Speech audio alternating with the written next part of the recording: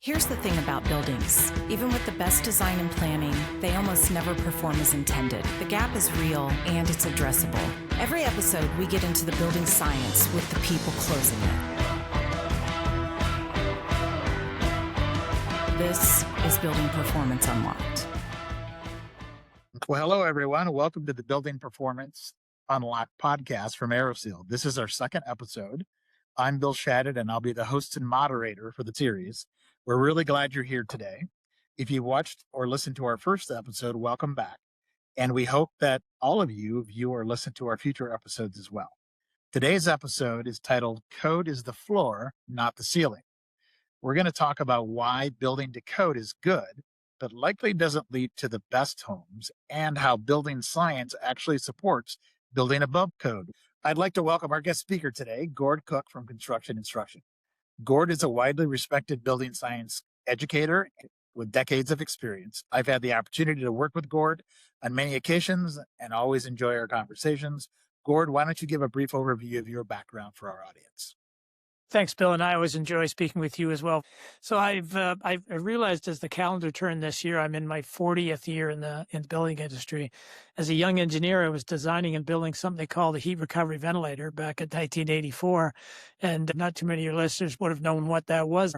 And since that time, I've been involved in energy efficiency, indoor air quality, building science, I guess, was the growth of, and I presume I've become one of the building scientists, early building scientists, but I've been fortunate enough to have learned from many others about exactly how do we improve the performance in this very complicated business called new home building.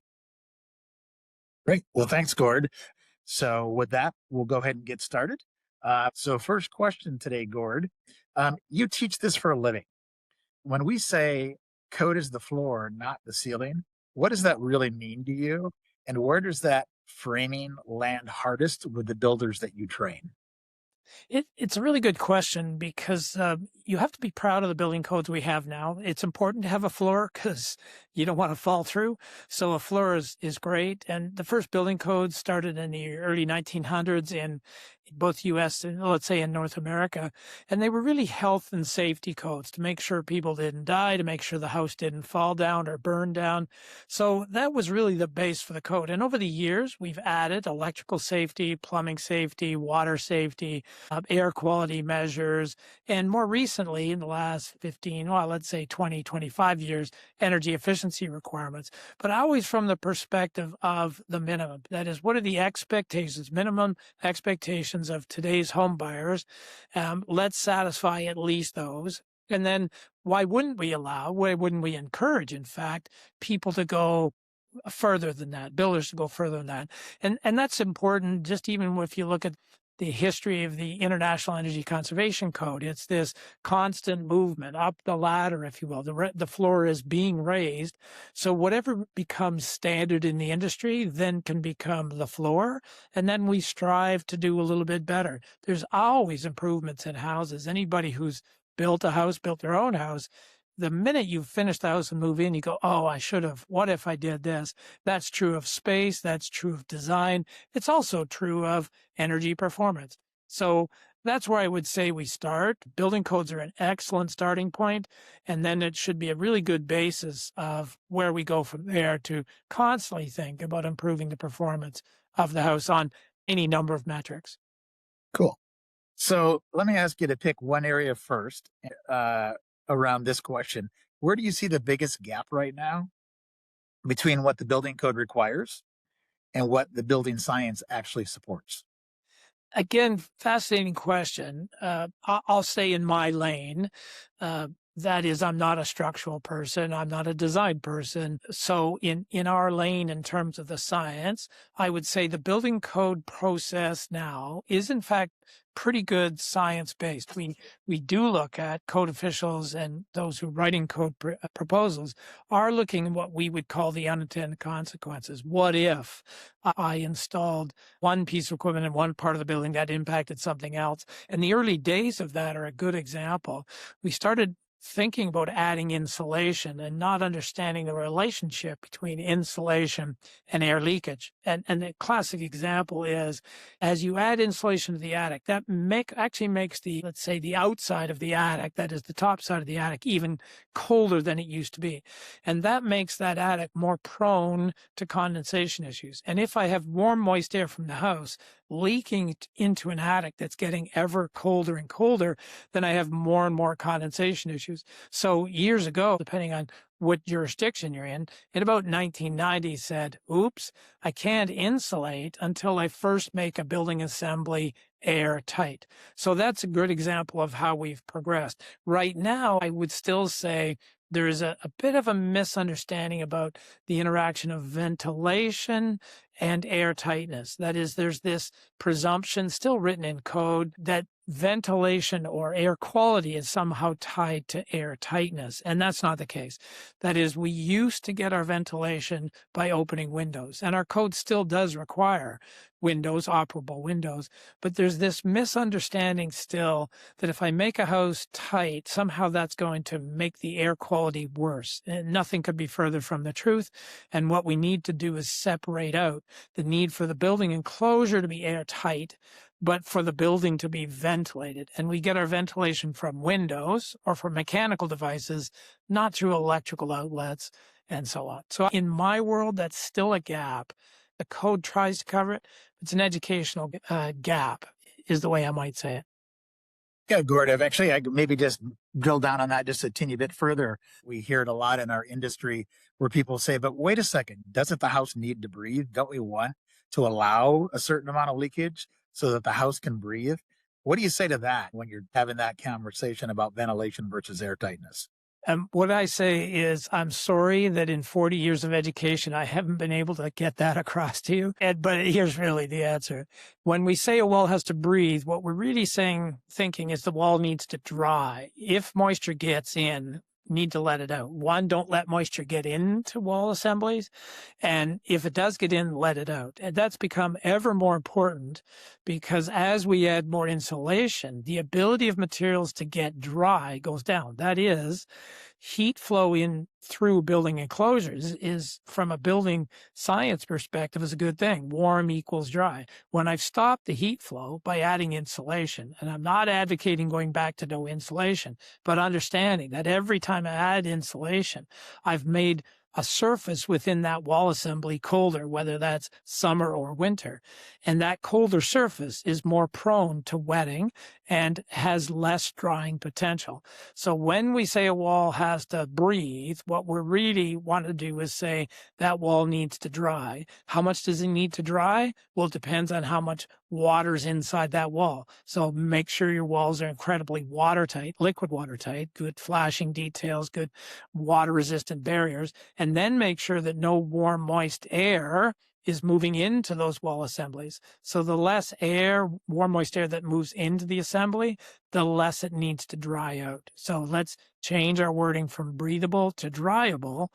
That allows us, gives us permission to say, oh, okay, I can make the wall airtight, and that actually helps me. Airtight is a good thing, but I still need to make the walls dryable or permeable, which means the choice of materials that you make in terms of those assemblies, such that liquid water doesn't get in, but water vapor can get out. Got it. Cool. Now let's talk about airtightness specifically, and I'd like you to walk us through that. What does code call for currently? What does the building science support? And where do the best builders land? Again, important conversation from the history. We knew since the 70s, research done in various parts of North America, that if we're going to add insulation, we need to make buildings airtight because, as we mentioned, we've created these temperature differentials across walls. So very early on, they made this connection of, if I'm going to insulate, I need to make it airtight. And our current code takes a stab at that. It says in mild climates, we don't need to be as airtight as cold climates because the temperature differences aren't as great. And you see that written in code. Air changes per hour, which is the metric we use for describing the air tightness of a building. In climate zones 1 and 2, Florida, Houston, we only need to be at 5 air changes per hour because we're not as worried about moisture contents in walls or the chance for condensation. In colder climates, the air change rate is 3. So that's a good start. That's meant to reduce the chance of interstitial condensation. That's a minimum. That's just to ensure no interstitial condensation, or at least limit interstitial condensation within wall assemblies. Where we need to go is to say, okay, now how does that tie into other metrics like energy performance, fire resistance? Let's think about wildfire smoke, in indoor air quality. Let's talk about moisture, relative humidity. On that basis, then in fact, we'd want the building to be even more airtight. So as a minimum, air tightness, 3 air changes per hour, for example, in cold climates, to ensure no interstitial condensation. But then let's move further when we put metrics like energy efficiency, indoor air quality, humidity control, and so on. So I don't know if that answers the question specifically, but that's where we've landed. Is 3 is the floor. 3 is not the ceiling. 3 is the floor. Got it. Yeah, you brought up an interesting point, even about wildfires, and we can attach that to resilience, right? Having more resilient homes for people. And in some of the larger wildfires that have occurred, homes that were, say, away from the actual flames themselves, but had a lot of smoke around the houses that were built instead of 3 air changes per hour were built at 0.6 air changes per hour. They were passive house certified homes, didn't really have interior smoke damage, whereas other homes that were built to code at 3 air changes did have interior smoke damage and had to have demolition and reconstruction done even on the inside of the homes, even though the flames didn't harm the homes from the outside. So proves your point. It is pretty intuitive, isn't it? If you Yeah. wanted the best possible indoor air, the first thing that you would do would be to seal off the enclosure so you could control the air that's inside, and then just introduce just the right amount of fresh filtered air. So in those wildlife interface zones, a really nice tight house with a good mechanical ventilation system with excellent filtration gives people the best opportunity for air quality. Similarly, I would say when we talk about resiliency, during power outages, for example, we've had similar experiences in northern climates, really well-constructed tight house with good insulation. When the power goes out, they can stay warm literally for days and days at a time. My own house, incredibly airtight, I could turn the heat off for 3 weeks and not have to worry, even the dead of winter, and not have to worry about the place freezing, primarily because I don't have that big wild card of air leakage. Right. Yeah, that's a good point. Actually, in St. Paul, Minnesota, I toured a house, and one of the homeowners who had a house just like the one I was touring was on the tour, just told a very quick story that kind of reasserts what you just said. And very, very well insulated house, very, very airtight house. His house had gotten down to maybe, say, 64 degrees, 62 degrees. So he literally had, on a Sunday afternoon, had 10 friends come over and watch an NFL football game. And the house got back up to about 70 degrees and stayed there for several days just from the body heat. So from the people. So yeah, And really. on that basis, if you thought about those metrics, you asked, how tight should we go? And the answer would be simply ask your homeowner this: exactly how many holes would you like me to leave in the walls or attics of your house? And every homeowner's going to say none. And you're going to go, okay, let's go find them. And that is the nice part about the AirBear technology. I like to call it blower door directed air sealing. The sealant goes where the air goes. I think it's an intuitive idea to say we could guess where the holes are, or we could just let the air escaping tell us where the holes are. It's kind of an interesting concept. Oh, absolutely. Yeah. And this kind of brings us into real naturally into our next question about ventilation. Some people might still say, or even builders might still say, well, don't we need to let the house breathe a certain amount? Don't we want that? And you've kind of answered that a lot, but you also hit on balance mechanical ventilation, right? And how that way we can better control the quality of the indoor air, both comfort and indoor air quality, by mechanically ventilating the house as opposed to just letting leakage occur and letting air pass through the wall assembly to come in and out of the house. Yeah, exactly. When you think about it, you don't really know where the holes are. And more importantly, the forces that bring air in, wind and stack effect, warm, moist air rising, are incredibly variable. Some days you would get a lot of air, some days you wouldn't get enough. The only technology we had back in the day in the 40s and the 50s was in fact windows. And so I can remember my mom coming in and at night and saying, I'll open your window an inch, dear, I'll open your brother's windows an inch across, and that'll create a nice cross draft. But it wasn't guaranteed that that air would come across. So it's a good source, natural ventilation, but it's not a very definitive source. And they learned very early in the building science world back in the 80s, they thought they could make sort of the perfect dynamic wall leak just enough. They realized it was highly variable, wasn't getting them what they wanted. And they realized, okay, we still have windows, but now we need provisions for continuous mechanical ventilation. How much air do we need? Oh, that research is over 100 years old. We know what kids' classrooms need. We know what offices need, and we know what people's bedrooms need to keep us happy, healthy, and fresh. It's a well-described number, 15 cubic feet per minute per person. That's what your bedroom should be ventilated at. For people who are ill or compromised, they may need more, but really good data, lots and lots of data and research that says 15 cubic feet per minute manages moisture and odors and carbon monoxide and so on. And so that's the best of all worlds, is to think about build a really nice controlled enclosure. I won't even call it tight, a controlled enclosure, and then just put in the right amount of fresh filtered air that, again, you have control over. You want more, turn it up. You want a little bit less, turn it down. And so that's been effectively a code requirement. When you look at ASHRAE, American Society of Heating, Refrigeration, Air Conditioning Engineers, the first of the ventilation standards for residential were developed late 80s, early 90s. So we've known about this a long time. Code's lacked a little bit. Code hasn't necessarily enacted. It now does. It now has a mechanical whole house balanced ventilation requirement.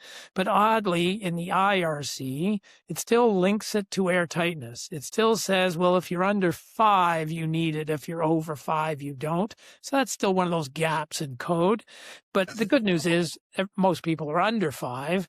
So that's a good starting point. And then you'd say, oh, so now I have to have mechanical ventilation balance. Yes. So now I can go ahead and make the house as tight as I want. That's the way to look at it. If I have a reasonable mechanical ventilation system, you think about it, 15 basketballs of air a minute, a 60 CFM exhaust fan, that's not a huge fan. And that would be good for a family of 4. If I know I have that in my house, now I can go ahead and make the house as tight as I want.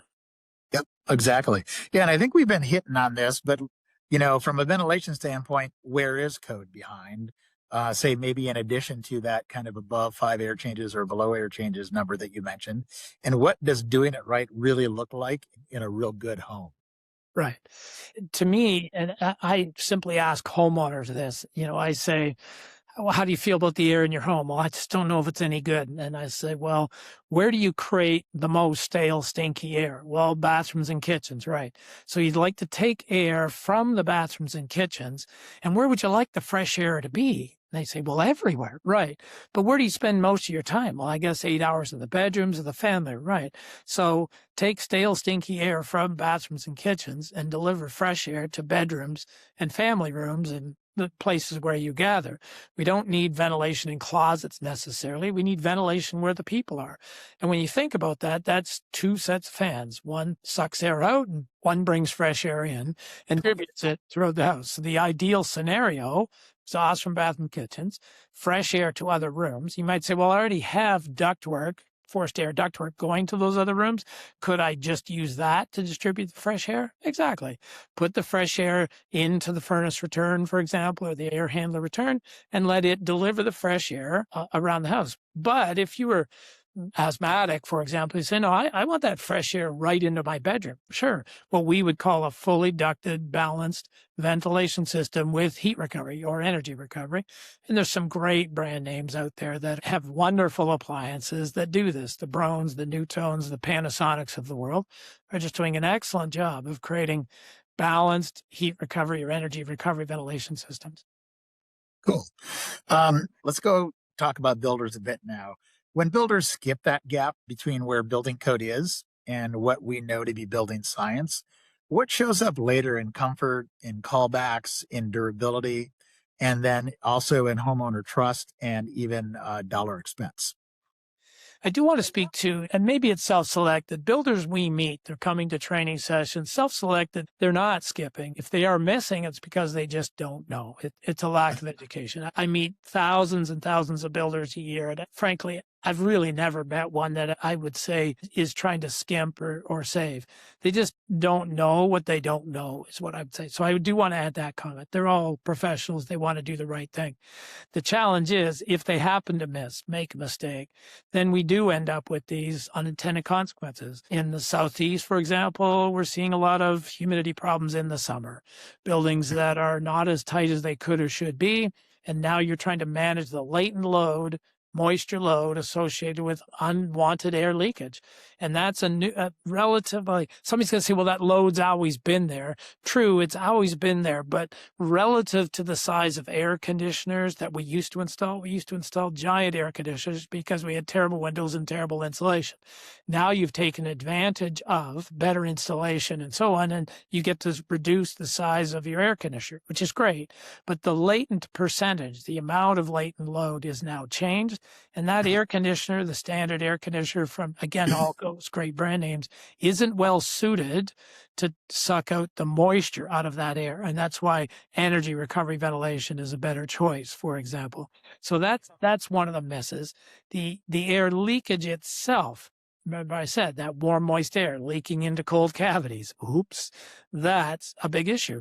We happen to have in my market a really cold winter. Issues that builders haven't seen in 4 or 5 years started to show up. And that's a challenge, right? You build a house for 100 years. Well, some of these things only happen every 5 or 10 or 15 years. And yet you might still be on the hook, or at least your reputation's still on the hook.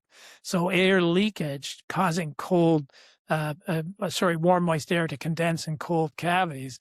We saw a lot of that this winter. Hadn't seen it for a few years. And it was a reminder to builders, I better build tighter. Got it. Well, and when we think about safe codes at 3 air changes, right? From a builder perspective, as well as the homeowner perspective, what do they gain if you build that at 2 air changes per hour or 1.5 air changes per hour instead of the code at 3? And how do you translate that into this idea of, hey, let's make homes better for the people and the human beings that are going to live in there, right? And thank you. So we're always looking sometimes for, I'll say, mathematical validation. So the common energy rating tools, the software that's used, has an algorithm in it that tries to imagine what air leakage is going to do. And obviously air leakage varies day to day depending on wind and stack. But you have these algorithms within an energy efficiency program that says if you go from 4 air changes down to 2 air changes and 2 down to 1, here's what the energy savings will be. It's not real, it's a prediction, and it's a good indication, but it's not the only thing we need to think about. When you think about the energy use over the course of the year, then you think about the energy use at an instant in time. Okay, how big does my furnace or air conditioner need to be? So that's a second metric. If we were able to predict air tightness, when you get smaller, lower air tightness, then you can have smaller mechanical coolant, which means you can have smaller ductwork. And it's incremental bits, and it's not just about air tightness, but that's a start. If, for example, I just did the math yesterday for a builder in Texas, they're roughly at 4 air changes per hour. We show them that if you can get to 2 air changes per hour, that from a design perspective, I don't know if it's, any given day, whether it's true, but from a design perspective, if you take the most humid day, not the hottest day, the most humid day in June in this particular location in Texas, from going from 4 air changes to 2 air changes, saved about or reduced about 30 to 40 pints of water a day. That is 40 less pints of water vapor coming in the air. That's about the size of a small dehumidifier, right? You're basically the need for a dehumidifier. Not a dehumidifier, but one incremental size of an air conditioner, for example. So on various metrics, let's go to the air quality metric. How much dust, how much pollen do you want in your houses? Noise levels. The tighter, the better. And really, to me, the key word is controlling the enclosure. controlling the enclosure, what you want to stay outside and what do you want to stay inside. And the tighter you go, the better you have control over all of those metrics, whether it's energy, noise, dust, moisture, air quality in general. That's what you're getting, is better control. Got it. We're lucky, I think, that builders really are professionals and they know what the building code is and they're going to build to that code. And maybe even sometimes they go a bit above the code. But what do you think separates a builder who builds at that level versus saying one who truly does treat it as the floor versus a builder who treats it as the ceiling? Meaning, what separates that builder who goes well above code versus at code or just barely above code? Again, building a really good house if it's at code, but what does separate them? Is it cost? Is it knowledge? Is it how they're positioning themselves in the market? Is it all three of those? I would say my opinion is this. Again, most builders want to do good work. In fact, I meet thousands of builders a year, and every builder I've ever met thinks they're better than every other builder I've ever met. And they're proud of what they do. They want to do good work. My opinion has been over the years that if you educate, train, show them the why you're doing this, and they can always get the why because they can always relate it to, oh, so that's why I was having that problem in that house. Now I get it. Oh, if I'd only known. So it's really the knowledge base. Homeowners ask me all the time, how do I find a good builder? Well, by all means, reputation, by all means, cost, have a look at that and styles. But one of the things you'd like to ask is, how many hours did you spend in a classroom this year? How many training courses did you take? And two, who do you partner with? Because it is a very complicated business, right? Building a house is not an easy game, and it takes partnerships. So I look to builders and say, who are they associating themselves with? I would say the building science community. Do you have a building scientist, for example, on your Rolodex? There's an old term for you on your speed dial. But it's, to me, it's what really separates is the education. Very seldom do I meet a builder who we show them the science and they go, yeah, forget that. I don't care. No, they care. They always care. Now, whether they can sell the concept, they worry about that. And what's the cost going to be? Of course. And they worry that homeowners won't understand it. But I think what separates is those who are willing to be educated, take that and make judgments based on that, and then choosing partners who also understand the building science. Yeah, great points. And speaking of partners, what would you say is the role of the energy rater and even the building code official in actually moving the practice of home building past building at minimums? What's their role and who do you think has the most leverage in the home design and construction field? Right. I'll start with energy raters because I am one, and it sometimes surprises me. We almost have an inordinate amount of power over builders. We have become the default building scientists, and you do need to think about the energy rater you choose. Are they truly good building scientists? And most of them are, and dedicated to work. They too need to continue their education. The sometimes concern is the energy rater has one metric in mind, and that's the energy efficiency metric, maybe the size of the HVAC equipment. So we have to remind the energy rater that a builder's using and have the builder remind that's one of the metrics is the energy. And they might say, well, it's not worth it to go from 5 down to 4. Wait a minute. From an energy perspective in San Diego, it may not make sense.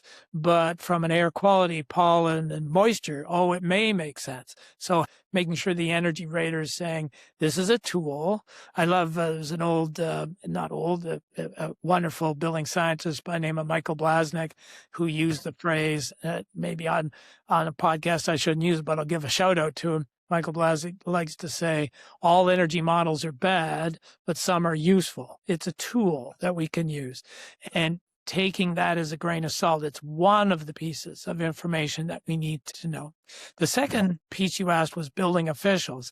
And of course, that too varies by region and how much education they've got. Again, I work with these folks all the time, and they're very good folks. They, again, have a set of glasses, a perspective from a liability perspective, a protection of, and they're only there for one day or so. So they, too, by default, have a bit of a narrow focus and don't necessarily understand all of the intricacies of building science. To my mind, every builder should encourage building officials from their jurisdiction to go get training. Often the cities don't have the budget to send building officials to training. And I'd say to builder, help them get to some training classes because they struggle. They know they can't be the experts in all categories. They have so many categories to think about. They can't be experts. They do the best they can. And sometimes some builders would say, well, they're stifling innovation. Of course they are, because they don't know. And if we educated them as well, then they too would move along. They are confined, of course, by codes that are only rewritten every 5 years. And in today's world, things could be moving faster than every 5 years. And so the building officials are constrained by that. And we have to be respectful of that. Yeah, absolutely. Yeah, we've actually had the opportunity to, just about exactly 3 months ago, helped with a continuing education class with some local code officials. And I've been really impressed with the building code officials, the quality of the questions they ask. They took the course very seriously.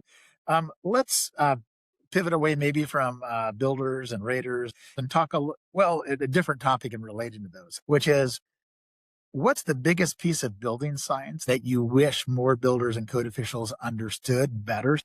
And as well as the building science about how houses actually perform. Is there one thing? Is there maybe a couple things that you would point out? Well, there are lots. Typically what comes to mind is what's happening in our world these days. Right now, I would say it is this issue of the change in drying potential because of more insulation and catching up to what does that mean in our houses with respect to moisture control, both liquid water, flashing details and so on, and drying capabilities and therefore managing indoor humidity. Water always wins. Water's always been the biggest risk. We kind of had it solved a number of years ago based on the type of science we had, and now we have to rethink it because things have changed. Again, I can give you an example. A market zone that had been at R40 in a ceiling for decades, and they kind of worked it out, had good levels of air tightness, didn't have any moisture problems in attics. Magically, the code changes to go to R60. Simultaneously, COVID came along, and people started adding moisture to their houses, humidity. This is a cold climate. Why? Because the doctor said that the virus doesn't propagate as much in better humidity. So two things have happened: higher levels of insulation and higher levels of relative humidity in a house to meet comfort and expectations. And all of a sudden, in a market that hadn't seen moisture problems in attics literally for decades, now by the hundreds, we're seeing condensation in attics and not understanding the relationships as things change. So to me, the big issue is builders will say, I've been doing it that way for 30 years. And my partner, Mark, likes to say, then stop, because lots of things have changed in the meantime.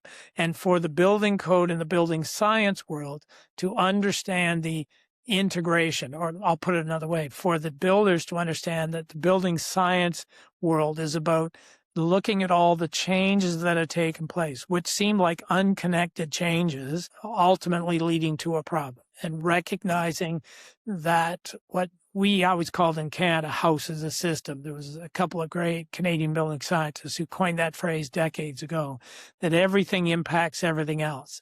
And when you say you've improved your windows, okay, what did that do to your air conditioning loads? What did that do to your ventilation? What did that do to your moisture management? As odd as that may sound, your window choices impact the ability to control moisture in houses, both good and bad. Yeah. So something that's been, say, newer and it's growing, right, is people are looking at continuous exterior insulation. How do you think that plays in with either knowledge gaps or even how does that tie into some of the other problems we're trying to balance and solve? Right. It comes down to that.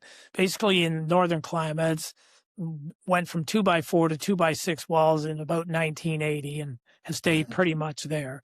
And changing wall is complex. Like, there's a lot of people involved, right? From the very start of design and planning, how thick are the walls determines how big the house can be on a narrow lot-lined lot. I mean, it has huge implications to every trade. So builders are reluctant to change that wall. But at the same time, we're kind of at the theoretical limits of effective R value in 2x6 wall, right? There's a lot more we can do. So to really see boosts in effective R values, reduction through the walls, a continuous insulation layer, and almost always to the outside is really beneficial. It's more cost effective to add R5 to the entire outside than it is to add R5 in a cavity, is really the point. But it's difficult to do, and it takes, frankly, years of thought and planning, 2-3 years for many builders, certainly production builders, to get through that.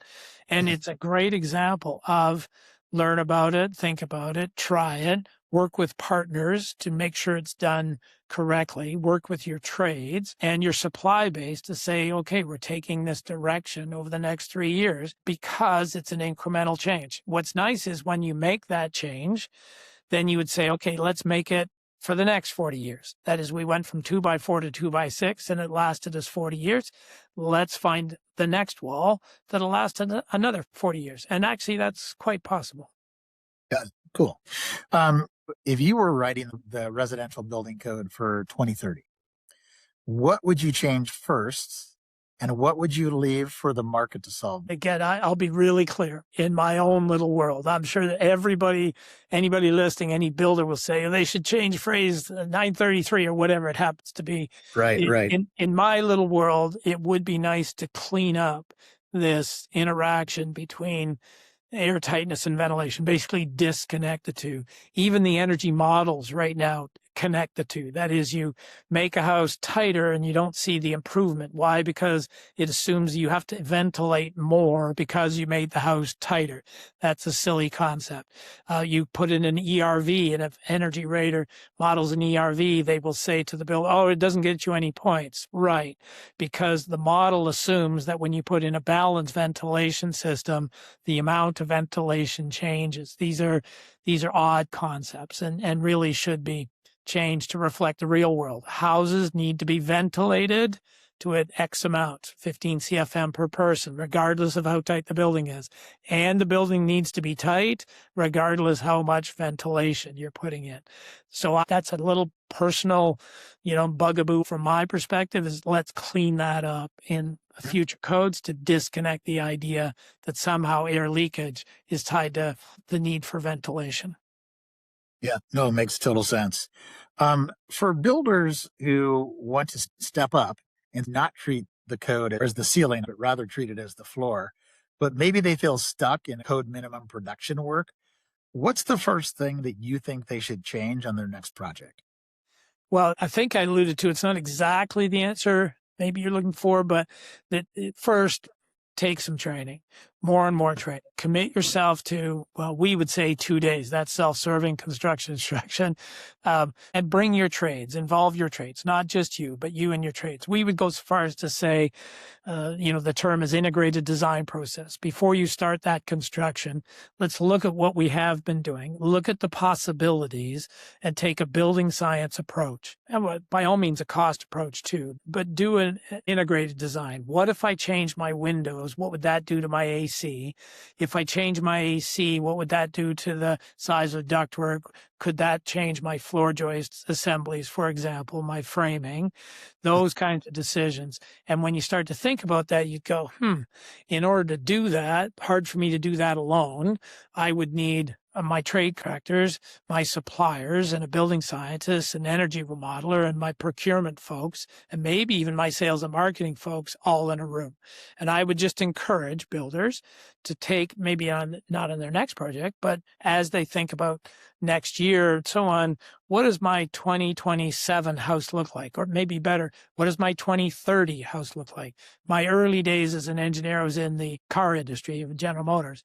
And I was working in 1980. I was working on the 1990 model year. Like we were working 10 years in advance, understanding that I wasn't involved in what's happening in the 1980 model. I was working on tooling for much longer down the path. And so I would encourage builders to sit back and go, okay, what I've been building is great. It's a floor, and it's a floor that keeps rising, and it's a very solid floor. Okay, what should my house look like where should it go from what would be the ceiling and where am I going to build in between? And knowing that the floor is going to constantly rise, you would say, okay, my ceiling someday becomes the floor. I would like to be predetermining that. I don't want to be subject to and waiting for codes to change, be out in front of code. And so it's at least a starting point. And I would say this, fix your enclosure first. Enclosure changes take longer, like going to a 2x6 wall versus 2x4. And within the enclosure, there's about 5 things you can do. And the one no-brainer, just to go back to our premise, the one no-brainer is let's at least get the air leakage done. That's an annoying one. It's an easy one to fix in today's world, primarily because it's the technology that's now available. So get that one fixed. Yeah. So, I mean, if you could do one thing, get your air leakage down, make the house more airtight. You know, that sounds easy for me to say on a podcast like this, but ultimately I've been teaching this a long time. I would say first things first back in the 80s was switch to direct van sealed combustion, get rid of chimneys. That's a health and safety issue. Okay, we've pretty much done that. And almost all we've done that. Okay, what's next on the list? Air tightness is on the list. Yeah. Yeah, no. And as we've talked about throughout this podcast episode today, there's just many, many, many things that benefit from that. We've actually gotten through our questions and covered quite a bit more, but one last question for you, Gord. Any parting thoughts you'd like to leave with our audience around this concept? Is building code the floor? Is the building code the ceiling? Meaning like that's really where I need to focus, is meeting that? Or is it the floor, meaning like I should really build above that? Any parting thoughts around that idea?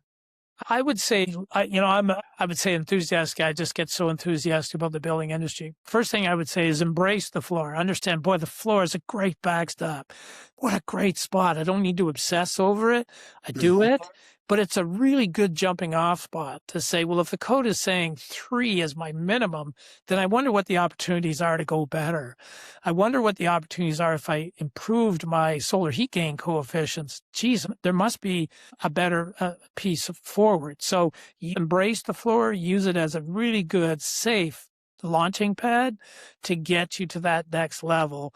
And I would say you could even use the trajectory of the code to 2009 to 12 to 15 to 18. What did they change? Okay, what are they likely to change next?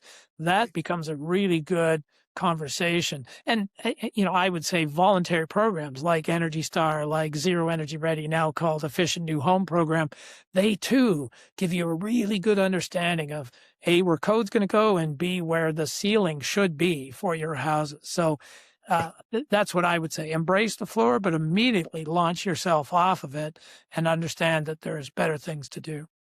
Right. Well, thanks, Gord. I think we've covered a lot today. I've really enjoyed the conversation, as always. I look forward to working with you more in the future. And thanks to our audience for being with us today for our second episode of our podcast series. Thank you again so much, and we'll see everybody hopefully for the next episode. Thank you. Thanks, Bill. Thanks very much. You bet.